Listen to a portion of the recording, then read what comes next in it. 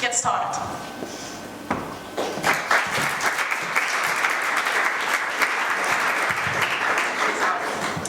Just also for your information, we have in the room Sabine, another Sabine, who is also going to do some graphic recording about this event, so that you can get the key learnings out afterwards.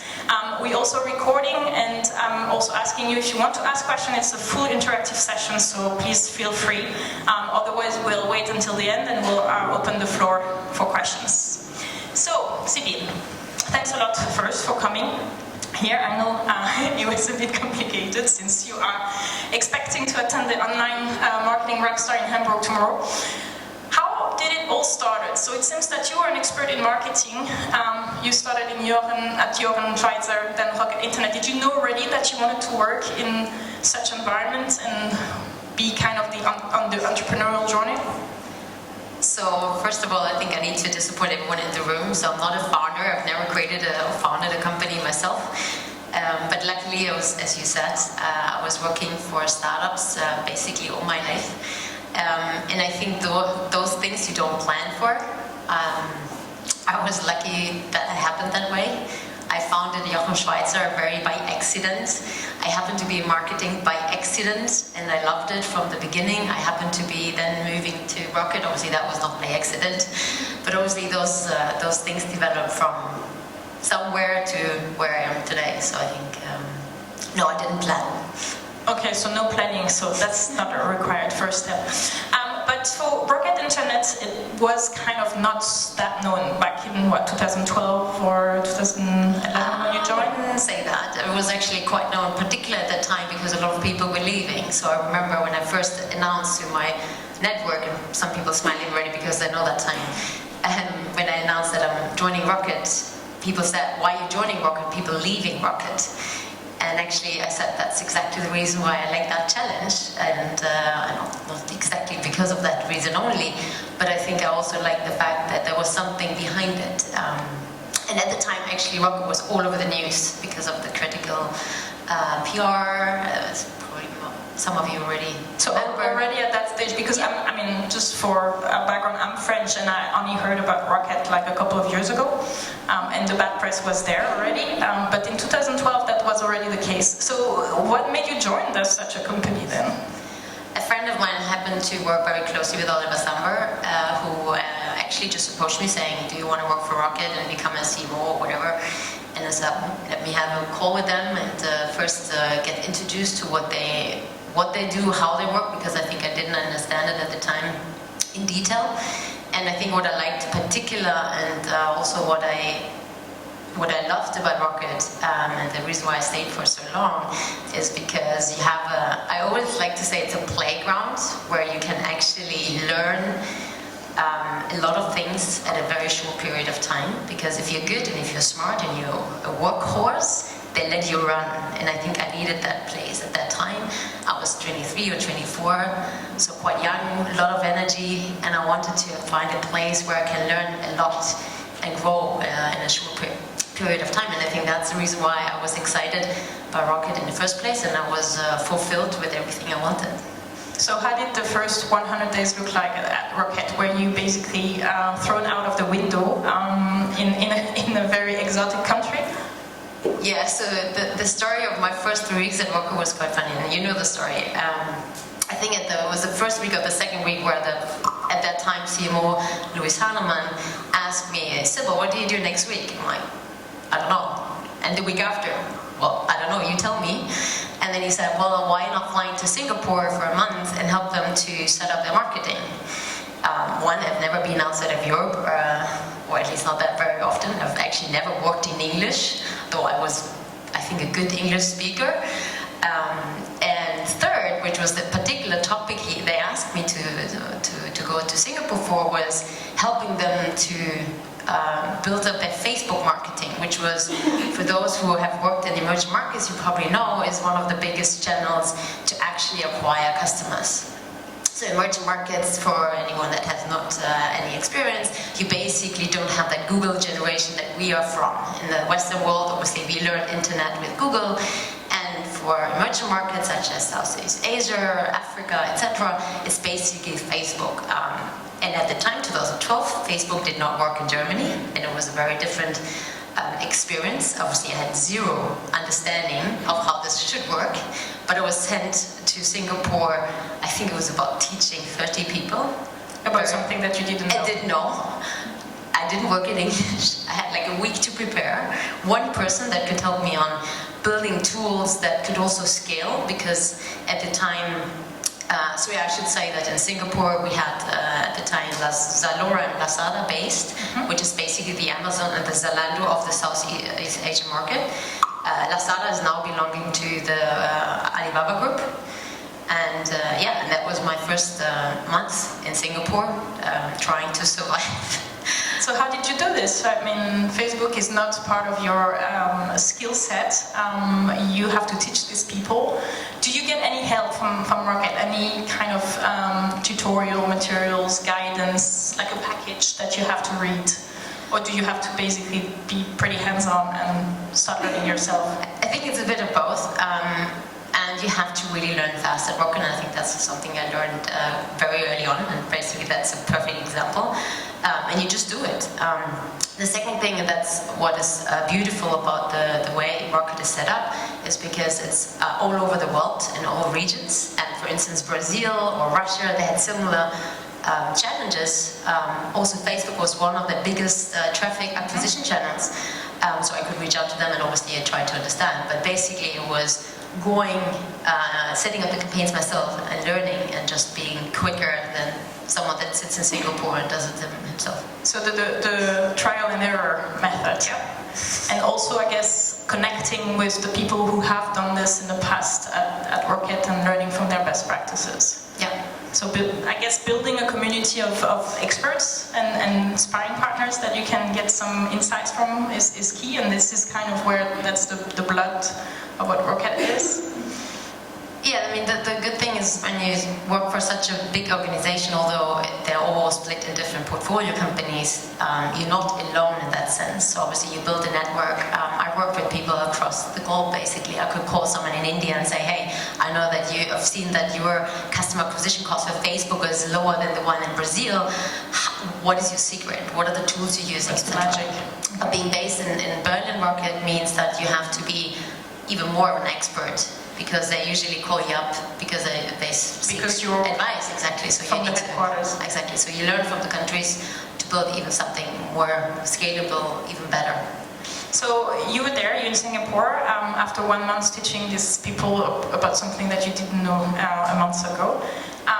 What brought you then to Jumia in Africa? Was it by choice? Was it again another opportunity where they said like you need to teach the African guys how to run an e-commerce company, or? So Africa at the time, we only were active in South Africa, which was a Zalando type called Zalando, which is still active today, and it's also part of the Jumia group. It just had a different name, and I can't remember how it came across, but I always wanted to learn about e-commerce, so I think it was very obvious that if there was an e-commerce project coming up, I would be able to join, and luckily I was. Sometimes you cannot choose the projects you're working on. At that time, it did work out really well.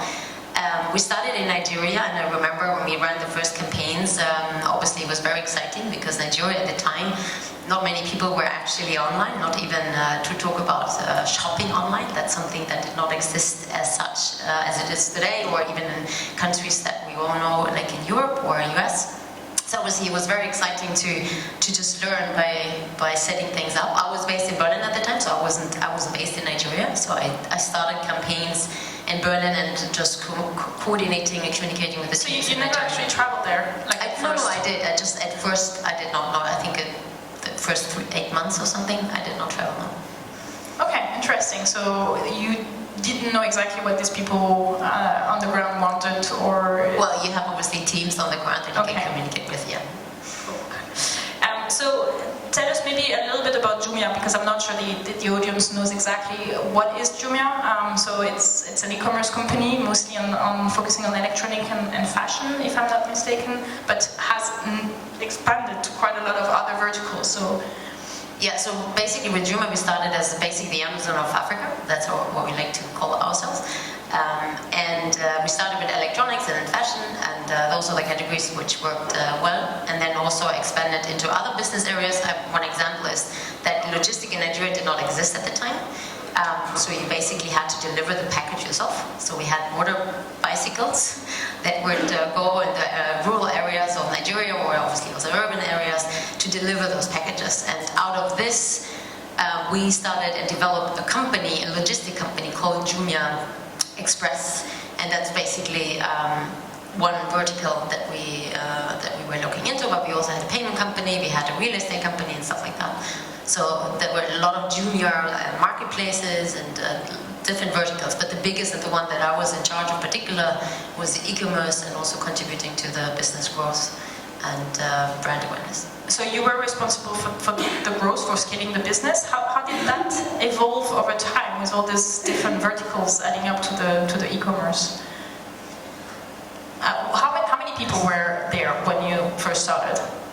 Well, we just started, so basically, I remember a few hundred, because you have a few people in the country, and then obviously some people in the warehouse and sourcing and so forth. So obviously there were a few people, but very early beginning. I wouldn't say I was number one, but I was definitely one of the few first people that were working for Jumia. And yeah, then how you do it, you basically install teams in each country. We had 5 big countries from the beginning. That was Nigeria, Kenya, Morocco, Egypt, and I'm missing one: Morocco, Nigeria, Kenya, Ivory Coast, and Egypt. So those are the big countries we started with, which is a great thing to do when you have different companies, similar business. You can basically use the best practice from Egypt and apply it to Nigeria and back and forth. Obviously, there are still differences because of localization, but Nigeria, I would say, because it was always the biggest country, was always the best practice. So what worked in Nigeria, usually we applied as a learning, implemented in another country. So your pilot country was Nigeria? Yes, okay. For most of the things, obviously.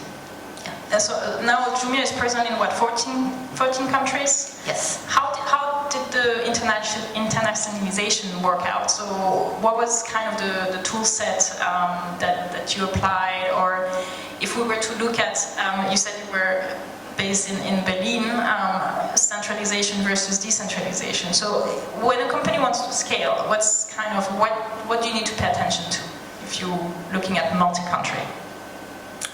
Just one story, because I still remember when the CEO at the time called me, "So you're now going to have 10 more countries." I'm like, "Great! How many more people do I get?" 0. Amazing. So that's, I mean, this is a typical Rocket story. How do you do it?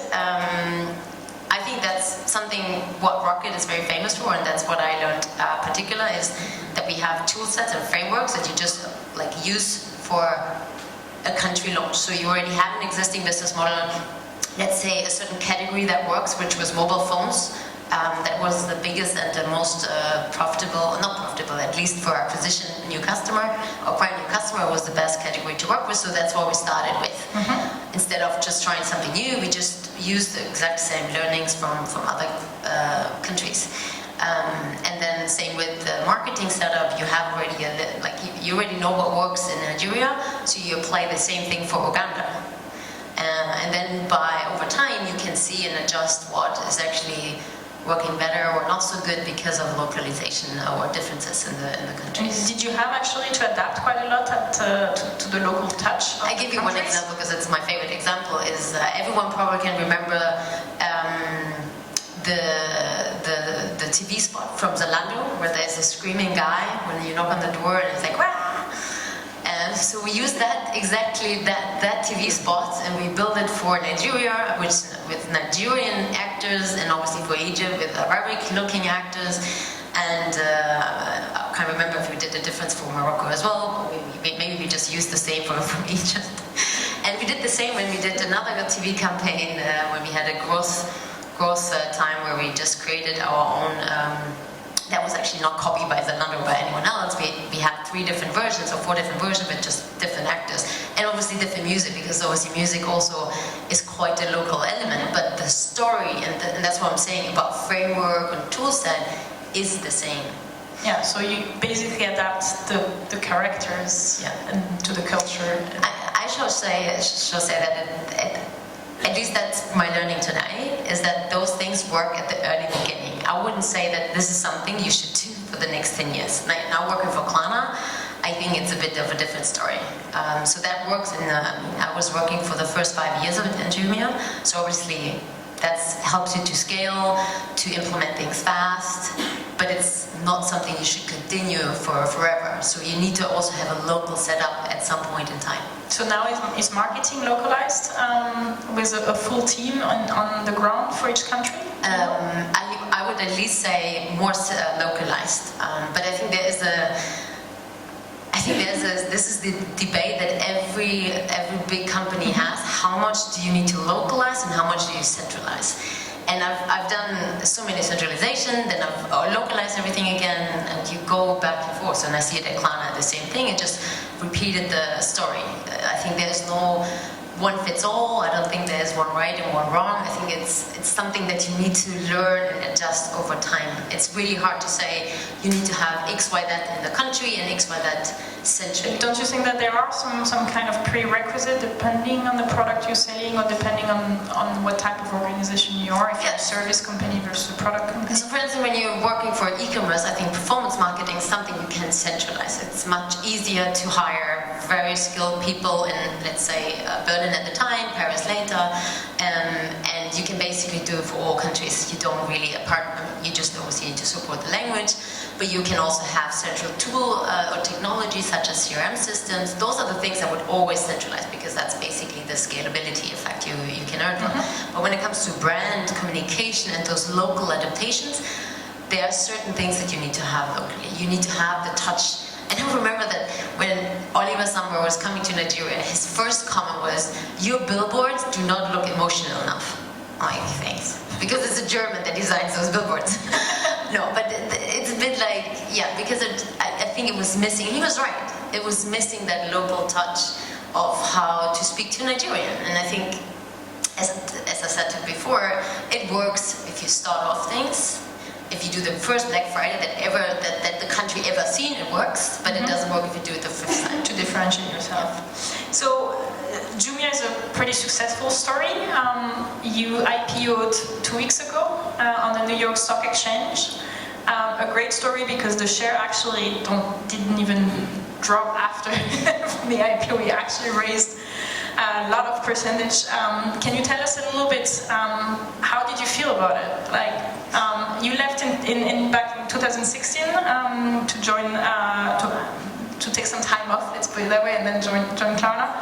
How did it feel to go back? I said it earlier before, I mean, I had left 3 years ago, but I'm very close with the management still, and a lot of my former colleagues are friends, so we do see each other every now and then, so obviously it's not that I left and I haven't seen any of the Jumia story afterwards, but when they called me and said, "Hey, do you want to join us for the New York Stock Exchange IPO?" I'm like, of course. 10 minutes later, I booked the plane and I was already packed with my luggage on the airport. And it was quite emotional, I must say. I saw that huge banner at the New York Stock Exchange, made me cry, yes. And it's like your little baby that you worked so hard for is finally moving out of the house. And although it's still 3 years ago, it just, I couldn't, it was a very emotional experience. So it was great to see all those people that still work there. The first founder of Nigeria, the first managing director was there. The one that is currently installed. So it was great to also see and mingle with the people from back in the days and today's management. And did the funding team and you had this in mind when you actually started the company? Was an IPO kind of the exit scenario? I guess when you're working for a rocket company, you always have an exit strategy most of the time. I think acquisition could have been an option. And the other option, IPO, I think, was an option. I wouldn't say it was that plan. To be frank, when I worked at Jumia, I don't know if I was sure it's going to happen, but I was very happy that it did happen, and also quite successful, as you mentioned. So I'm very, very pleased for the story, and I'm still following how they're going to accomplish the next years to come. So I think there's a great story. They just started. And do you think like a founder should have actually an exit story or an exit scenario at hand when he's building, or? because that's what us as investors usually look at, because we have a holding period which is limited in time. Very hard to answer. I think it also depends. Some, as you just mentioned, some need to exit because of certain shareholder structure where someone needs to get out. So I think obviously there needs to be an exit strategy. Some are already too big to be acquired. So obviously an IPO would then, so to say, be the only option out there. Yeah, I mean, I think it's hard to answer. I think we see a lot of IPOs these days. I think Uber is up on Friday. We saw the meat company last week. So there's a lot of exit stories already out there. Yeah, no, it's more for, I guess, having a vision of where you want to bring the company and what's kind of the milestone you're reaching out. At least that's how investors community look at it. Yeah, but if you don't have an investor on board and you're profitable and you're making money, there's maybe no need. So it depends. You don't have like anyone who needs to exit the company. Exactly. You were invested by, so Rocket Internet was one of your shareholders, MTN as well, Millicom, then after that AXA, Goldman Sachs, Orange, so quite a lot of good names. Any of them were pressuring the company to IPO or to do a trade sale? I'm not able to answer that question. Okay. So if that was so successful, this company, the journey at Jumia, why did you leave? Good question. I think it was for personal reasons, personal growth reasons. I just felt I learned a lot, and I'm very grateful for that. One is obviously how to scale a business, internationalization, which was part. Obviously, that's what Rocket is famous for. I learned a lot about leadership and building teams and all that, but I was also very curious of how other organizations are working and built on, and I think I felt that there was a time for me, I was still young, 29, for me to see something else, yeah, that's why I decided to leave. And what was kind of the vision? Where did you want to end up? So the startup world was still something interesting for you, or you were more like, okay, I've done my share of hard work, now let's get into a corporate? No. There is a saying that, no, it's a second quote that I'm saying from Oliver Sandberg, but he usually says that he is Bob the Builder, and I kind of relate to that. I like going something that is small to something that is bigger. So I was definitely looking for a growth company. And then I had a few other things, such as I wanted to learn product, like pretty go to market, like how do you build tech and how do you bring it to the market. I wanted to work for a company that is profitable and that has a long-term vision. So I was very clear on what I'm looking for. And then I was approached by Klarna by accident, I must say. And I remember the first thing I said was, no, I'm not interested because it's corporate. Because you felt it was just too large. For me, it wasn't a startup to me anymore. And it was a friend of mine who actually approached. Are they profitable? Yeah, we are. When I said that, he said, well, fair point, but I think we still have that startup DNA embodied in our culture. So I think you should have a look. They're actually quite a recent company. I mean, when were they founded again? 14 years ago. Okay. In Sweden, yeah. Yeah. So what are you currently responsible for at Klarna? So I joined 2 years ago as head of marketing for the DACH region. Basically building the brand in the region and becoming the most preferred payment provider and method in DACH. Germany, obviously, to name as the biggest region of the three. And yeah, making sure that people use us day to day. We just launched our Klarna card. I see a lot of potential customers already in the room. So is everyone familiar with Klarna? Or do we need a recap? Yeah?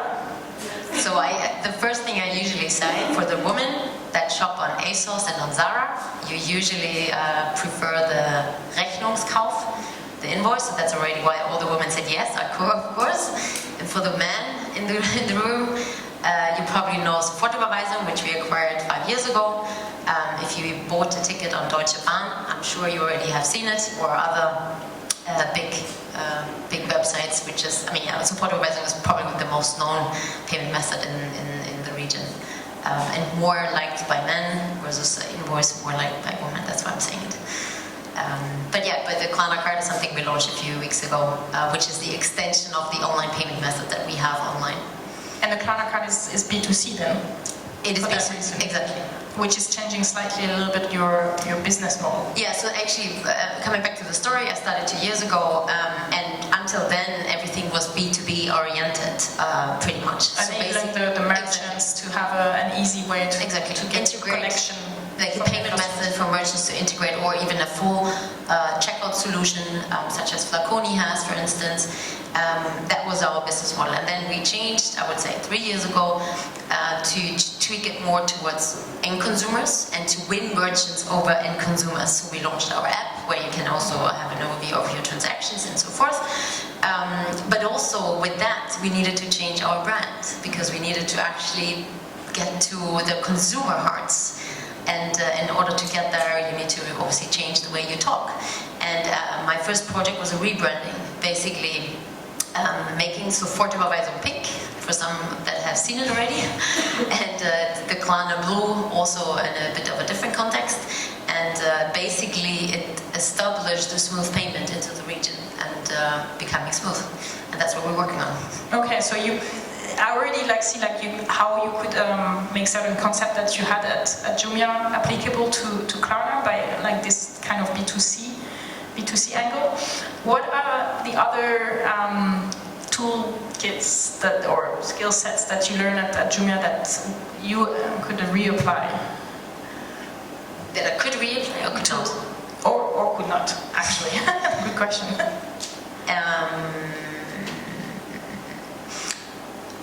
I think what you learn at Rocket or Jumia at the time is just doing things and trying. And I think that's, I'm not saying, I've never worked for a payment company. I actually remember when I was also interviewed by the CEO, I asked him, why would you not hire me?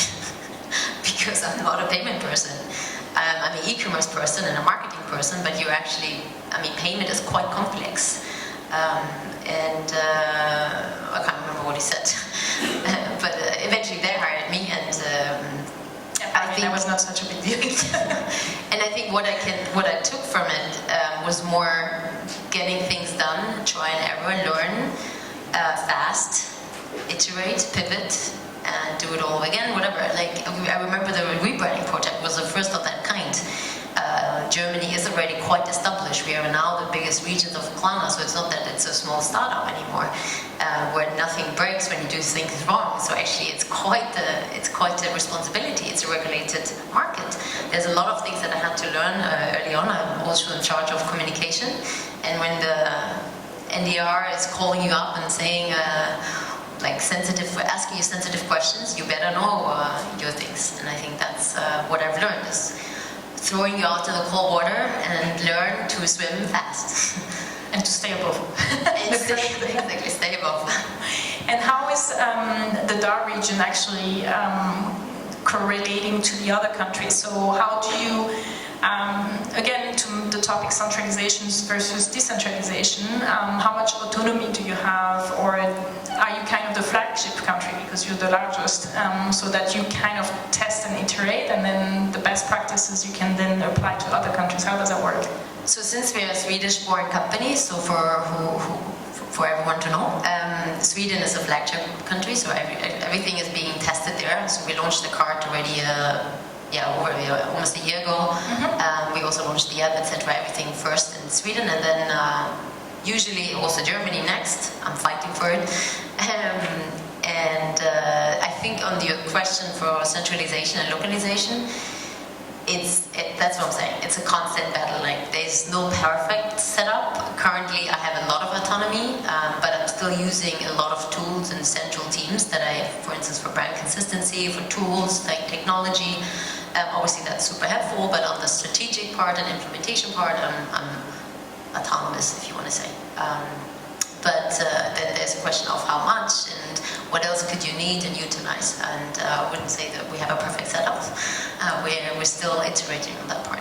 And the German touch, is it kind of different than the Swedish touch, I guess, for mobile payments? My favorite story, I don't know if you ever have been in Sweden. If you've been in Sweden, you usually do not have cash. Like I haven't, and I'm working for the company for 2 years now, I haven't seen a Swedish krona. Because usually you have cafes that are no cash, so cards only, which is obviously the opposite in every city here in Germany. So whenever we have an event in Berlin, it's quite funny because all the Swedes are like, how do you pay? Not with your card. So it is a big difference. And as we all know, because I guess most of you are Germans, we're very sensitive to data protection. We want to know how things work. We actually want to understand it. So we ask the why, and that's obviously a rational explanation that we need to give. It cannot just be fluffy and pink and nice looking. It also needs to have a better, like give the user an explanation of what's happening behind the curtain. And I think there's a lot of, and that's what I'm saying, for a payment company, localization is super important. Like you cannot do Germany from anywhere in the world. Like you need to be German.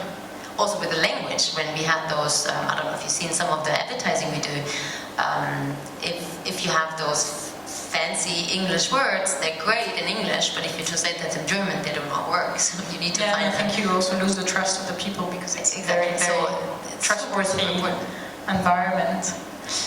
Any new challenge in this role compared to Jumia? Apart from the fact that it's a new industry that you had to learn about mobile payments, anything that... Which is a big part. But you have a very strong and steep learning curve, from what I understand. I think Germans are hard to get, although being with German myself, it's an interesting country to be back in and doing business for. I think the challenge is day to day, how do we become the preferred payment method and how do we deliver on the promise to the customer to deliver on the smooth payments and that end to end and not just on fancy billboards, but then the product doesn't work. And having just launched the Klarna card, we call it beta launch because still things are not 100% working. And we work on that to get better, and I think that's a great challenge to be in. If you consider like the marketing campaigns or like any key successes or failure or things that you would do differently in your role? In today's role or overall? Yeah, so one example could be that we launched a campaign last year. I don't know if people have seen it. It's a dancing man who looks kind of like, could be European, like could be any type. So could have been German, could have been British, etc. So we thought, okay, it was a campaign that was already shooted, and we thought, okay, let's just utilize it. And I think that's one of the examples where we started with the wrong end. We had something and we just pushed it through instead of saying, okay, who's the target customer, what do we want to communicate, and how do we actually deliver the message. And then this year, you might have seen it, we launched Snoop Dogg as the face of Klarna, and if you haven't seen it, watch Is it only Germany or is it? No, it's a global campaign. It's a global campaign. It's the same with the Dancing Man, it's a global campaign. So obviously we started with, okay, we are smooth, we are the equivalent of smooth, and obviously smooth payments. So who's the smoothest person on earth, and who speaks to our target group, namely those people that are sitting in an audience between 20 and 40, online shopping, heavily online shopping, and touch also that pop culture era. And then we came to Snoop Dogg. We knocked on his door and he luckily accepted. And now Snoop Dogg is the face of Klarna everywhere. For the first quarter of this year, it was the case, yes. And good feedback so far from the Germans? Amazing. Yeah, even the Germans who I thought were most critical, I did not see any negative news on that. So the German can be smooth. That's news to me. Anything that you think an entrepreneur in the field of marketing should pay attention to when it's about startup like Jumia or grown-up like Klarna? So if you had kind of few key learnings, can be processes? That's a tough question. I think to start with, online marketing, I mean, it depends on the business, I must say, right? It really differs if you have B2B versus B2C. Obviously, things just simply differ. I'm more an expert in B2C, so I would answer from B2C and consumer perspective. I think what always works is starting with online marketing campaigns because they're scalable, you see the data, you can iterate quickly, you don't spend too much money on things that do not work, and so forth. So just running a Facebook campaign or a Google campaign just helps you to understand also whether the message is right, the product is being accepted, or whatever is the service you're offering. So you learn a lot. Then we had a rule back in the Rocket that TV advertising, I can't remember whether it was 1,000 orders per day, something like that. So you had to have a certain threshold of already existing business in order to buy yourself the budget for TV advertising. And I think you should also make sure that what are the kind of the steps that you want to follow in order to, so you don't start with TV in the day one. Also because you want to make sure that things are not breaking. I mean, if you do TV, you reach a lot of people, so you want to make sure that the website stays online and so forth, and the old processes work behind. So I think it's a few steps that you should set yourself. Looking at your individual journey, what about funding an actual company? Is that a step that you want to take at some point? Yeah, at the right time. And the right setup, possibly. Yeah, so starting with an idea and building up the team. Because so far you've been joining teams, so I think you and I talked about like how you're very much a people person and you choose usually your next opportunity based on the relationship that you build with these people. If you were to start your own company, what would you pay attention to, or how would you kind of set up your own team? So if I had the perfect idea in place?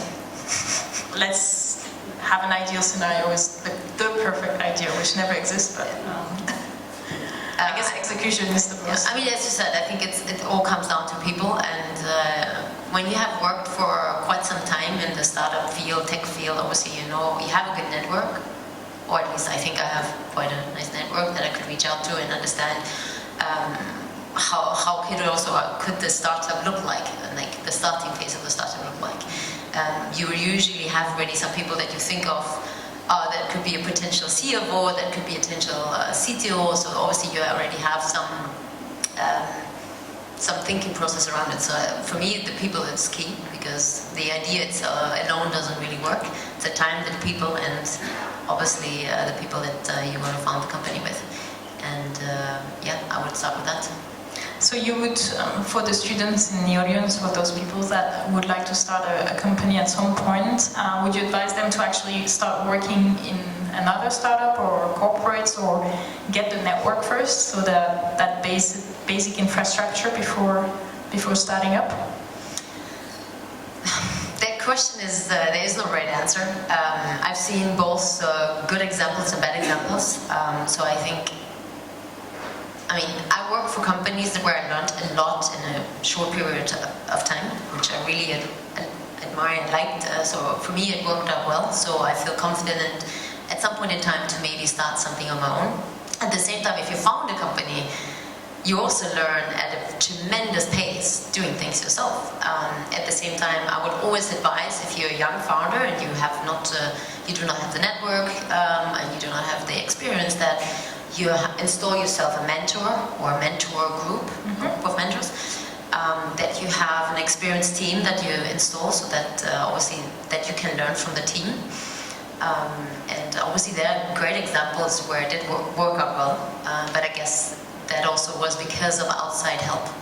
And you can do it that way, yeah. But you can also do it the way that you work for 20 years in a tech industry, and you become an expert in certain fields, and you have your network, and then you start out something on your own. A lot of people did that, and usually you're more confident, you know your weakness, your strength, and you get the right people filling the gaps. But I wouldn't say there's a right or a wrong way. I think it really depends on the person.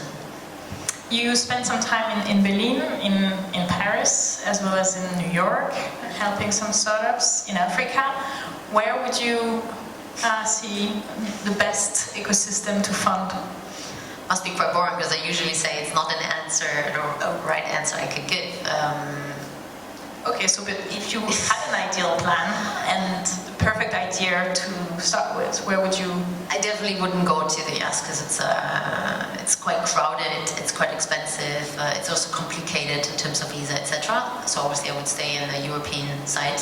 But it's a huge market. That's true. It depends. I mean, it depends if it's a US-based company. I mean, it's something that really targets the US. Obviously, you need to be in the US. I mean, yeah, of course. Do you think Munich has its chains on the European scene to become kind of?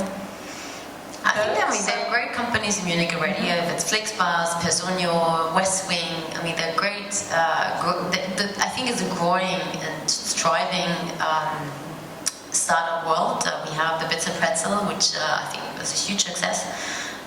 And it's I wouldn't say competition to Berlin because it's just an addition to the startup world in Germany. But I think there are good reasons for Berlin and there are good reasons for Munich. Munich has great tech talent already because of the universities. I mean, there's a reason why the Chrome browser is being developed here. It is obviously expensive, but at the same time, if you build or set up a company here, you're not in a crowded place such as in Berlin, where there's a hyper competition. Like there's so many startups that people move around quite quickly. Usually when you see the CV, it's like 1.5 years, 2 years that people stay with the startup and then move to next. So obviously you don't have that in Munich, I think, as crazy. A little bit less, yeah. So I think you have the advantages and disadvantages in both places. So my last question, and then I will open the floor to the floor for the audience. If you, and I don't want to assume anything in terms of how much you can invest, but if you were to become a business angel, what would spark your interest? If an entrepreneur comes to you, what kind of what would you ask for, or what would you be looking at? So the answer is quite cheesy. I invest in people. And obviously the idea needs to be right, and the time for the idea and the market. But usually it's based on people. Like I had people asking me to invest, and I wasn't feeling comfortable because of the people, and the other way around. That's, I think, for me the key insight. If there's already something that I don't feel we have the same values, it's the same that how you choose a company. You check on the CEO or the founder or whoever is going to interview you. Do we actually connect, and do we actually share the same values? And I'm very strict on that.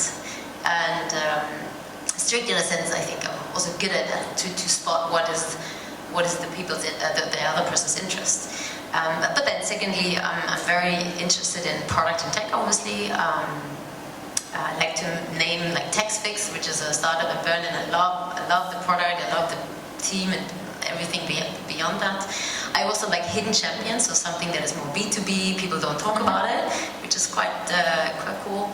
But then also looking for long-term vision, such as the master plan that maybe you heard about, where they do provide online education, and also B2B, so that's a great combination. So I think those are the three things: people, tech, and long-term vision. Yeah.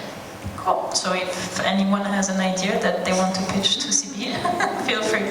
I'm going to open the floor to questions. So if you guys want to ask Sibyll questions, please raise your hand and then jump in. So thank you, Sibyll, for the presentation. Really interesting. You lead the teams in many different countries. What are actually the qualities that you think are important, no matter the country where you are? I think I should repeat the question, Yeah. So that everyone understands. So the question was, what are the qualities when setting up teams, independent from the region?